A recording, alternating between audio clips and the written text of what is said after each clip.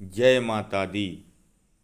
दिव्य दर्शन channel में आप सभी का स्वागत है। आज का विषय जीवित पुत्रिका व्रत कथा।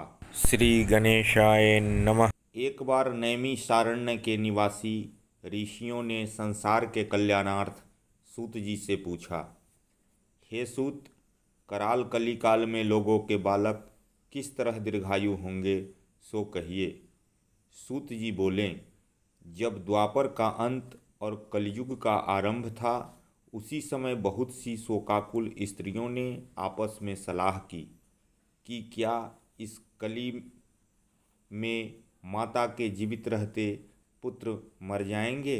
जब वे आपस में कुछ निर्णय नहीं कर सकी, तब गौतम जी के पास पूछने के लिए गई। जब उनके पास पहुंची तो उस समय गौतम जी आनंद के साथ बैठे थे। उनके सामने जाकर उन्होंने मस्तक झुकाकर प्रणाम किया। तदनंतर स्त्रियों ने पूछा, हे प्रभु, इस कलयुग में लोगों के पुत्र किस तरह जीवित रहेंगे? इसके लिए कोई व्रत या तप हो तो कृपा करके बताइए। इस तरह उनकी बात सुनकर गौतम जी बोले, आपसे मैं वही बात कहूँगा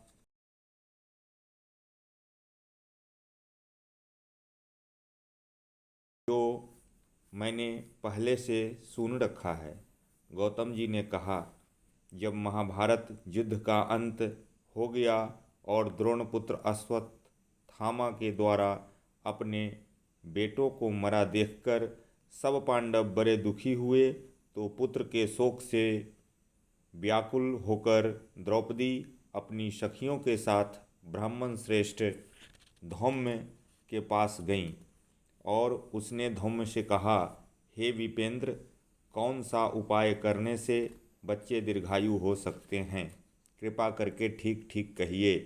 धौम्य बोले, सत्ययुग में सत्यवचन बोलने वाला, सत्याचरण करने वाला समदर्शी जिमूत वाहन नामक एक राजा था। एक बार वह अपनी स्त्री के साथ अपनी ससुराल गया और वहीं रहने लगा। एक दिन आधी रात के समय पुत्र के शोक से व्याकुल कोई स्त्री रोने लगी, क्योंकि वह अपने बेटे के दर्शन से निराश हो चुकी थी। उसका पुत्र मर चुका था। वह रोती हुई कहती थी, हाय, मुझ बूढ़ी माता के सामने मेरा बेटा मरा जा रहा है।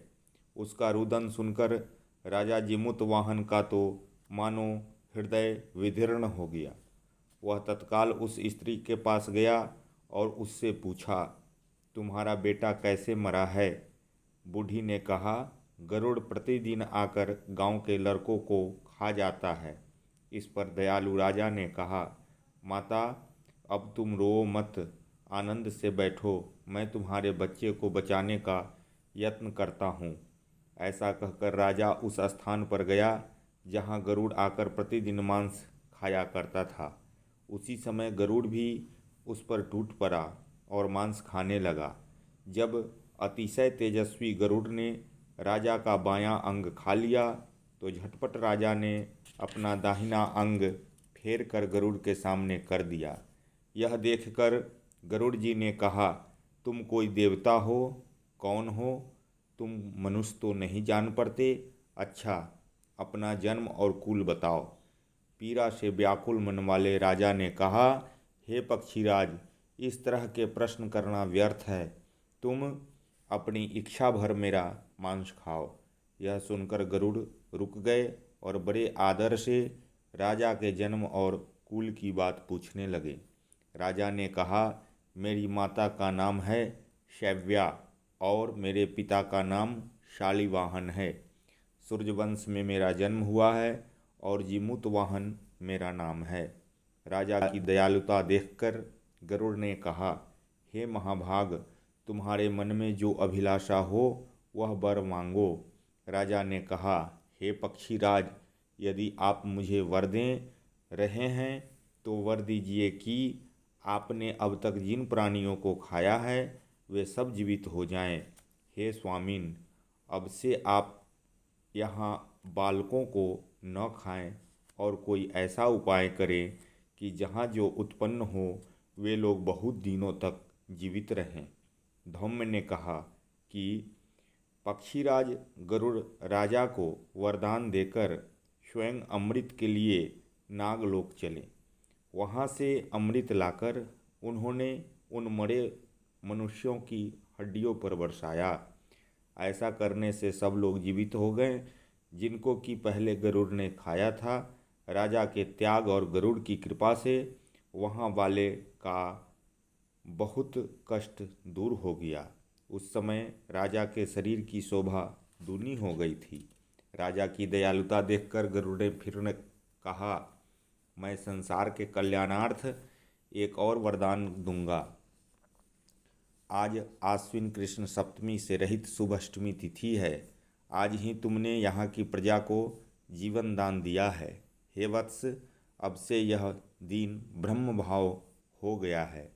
जो मूर्ति भेद से विविध नामों से विख्यात है, वहीं त्रैलोक्य से पूजित दुर्गा अमृत प्राप्त करने के अर्थ में जीवित पुत्रिका कहलाई है। सो इस तिथि को जो स्त्रियां उस जीवित पुत्रिका की और कुश की आकृति बनाकर तुम्हारी पूजा करेंगी तो दिनों दिन उनका सौभाग्य बढ़ेगा और वंश की भी बढ़ती होती रहेगी।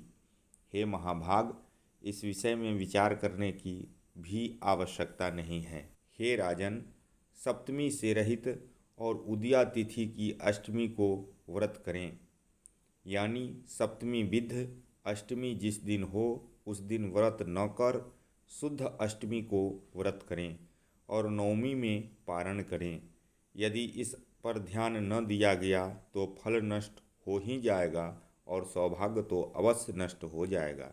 जिमूत वाहन को इस तरह का वरदान देकर गरुड़ बैकुंठ धाम को चले गए और राजा भी अपनी पत्नी के साथ अपने नगर को वापस चले गए। धौम्य द्रौपदी से कहते हैं, हे देवी, मैंने यह अतिशय दुर्लभ व्रत तुमको बताया है। इस व्रत को करने से बच्चे दीर्घायु होते हैं। हे देवी, तुम भी पूर्वोक्त विधि से यह व्रत और दुर्गा जी का पूजन करो तो तुम्हें अभिलषित फल प्राप्त होगा। मुनिराज धौम्य की बात सुनकर द्रौपदी के हृदय में एक प्रकार का कौतूहल उत्पन्न हुआ और पूर्ववासिनी स्त्रियों को बुलाकर उनके साथ यह उत्तम व्रत किया। गौतम ने कहा, यह व्रत और इसके प्रभाव को किसी एक चील ने सुन लिया और अपनी सखी सियारिन को बतलाया। इसके बाद पीपल वृक्ष की शाखा पर बैठकर उस चील ने और उस वृक्ष के खोते में बैठकर सियारिन ने भी व्रत किया। फिर वही मादा चील किसी उत्तम ब्राह्मण के मुंह से यह कथा सुनाई और पीपल के खोते में बैठी हुई अपनी सखी को सुनाया। सियारिन ने आधी कथा सुनी थी कि उसे भूख लग गई और वह उसी समय शव से भरे हुए श्मशान में पहुंची। वहां उसने इच्छा भर मांस का भोजन किया और चील बिना कुछ खाए पिए रह गई और सवेरा हो गया। सवेरे वह गौशाले में गई और वहां गौ का दूध पिया। इस तरह नवमी को उसने पारण किया। कुछ दिनों बाद वे दोनों मर गई और अयोध्या में किसी धनी व्यापारी के घर में जन्मी। संयोग से उन दोनों का जन्म एक ही घर में हुआ, जिसमें सियारिन ज्येष्ठ हुई और चील छोटी। वे दोनों सभी शुभ लक्षणों से युक्त थी, इसलिए बड़ी लड़की काशीराज के और छोटी उसके मंत्री के साथ गारहपत्य अग्नि के सामने विधि पूर्वक ब्याही गई। पूर्व जन्म के कर्म फल से वह मृगनयनी रानी हुई। जिस किसी भी संतान को उत्पन्न करती वह मर जाती थी और पूर्व जन्म की बातों को स्मरण करने वाली मंत्री की पत्नी ने अष्टवसुओं के सदृश तेजस्वी 8 बेटे उत्पन्न किए और सभी जीवित रह गए। अपनी बहन के पुत्रों को जीवित देखकर ईर्ष्यावश राजपत्नी ने अपने स्वामी से कहा कि यदि तुम मुझे जीवित रखना चाहते हो तो इस मंत्री के भी पुत्रों को उसी जगह भेज दो जहाँ मेरे बेटे गए हैं, अर्थात इन्हें मार डालो। यह सुनकर राजा ने उस मंत्री के पुत्रों को मारने के लिए कई प्रकार के उद्योग किए, पर मंत्री पत्नी ने जीवित पुत्रिका के पुण्य बल से बचा लिया। एक दिन राजा ने अपने आदमियों से उन पुत्रों का सिर कटवा कर पिटारी में रखवाया और वह पिटारी उनकी माता के पास भेज दिया, किंतु वे 8 सिर बेशकीमती जवाहरात हो गए और भले चंगे वे 8 लड़के अपनी माता के पास वापस चले गए। उनको जीवित देखकर राजपत्नी को बड़ा विस्मय हुआ। अंत में वह मंत्री की पत्नी के पास आई और उसने पूछा, बहन, तुमने कौन सा ऐसा पुण्य किया है जिससे बार बार मारे जाने पर भी तुम्हारे बेटे नहीं मरते? इस पर मंत्री की पत्नी ने कहा, पूर्व जन्म में मैं चील थी और तुम सियारिन। हमने और तुमने साथ साथ जीवित पुत्रिका का व्रत किया था। तुमने व्रत के नियमों का भली भांति पालन नहीं किया था और मैंने किया था। इसी दोष से हे बहिन, तुम्हारे बेटे नहीं जीते हैं। ओ राजरानी, अब भी तुम उस जीवित पुत्रिका व्रत को करो तो तुम्हारे बेटे दीर्घायु होंगे। मैं तुमसे सच सच कह रही हूँ। उसके कथनानुसार रानी ने व्रत किया, तभी से उसके कई बेटे सुंदर और दीर्घायु होकर बड़े बड़े राजा हुए। सूत जी कहते हैं कि सब प्रकार का आनंद देने वाला मैंने यह दिव्य व्रत बतलाया। स्त्रियां चिरंजीवी संतान चाहती हों तो विधि पूर्वक यह व्रत करे। प्रेम से बोलिए जीमूत वाहन भगवान की जय।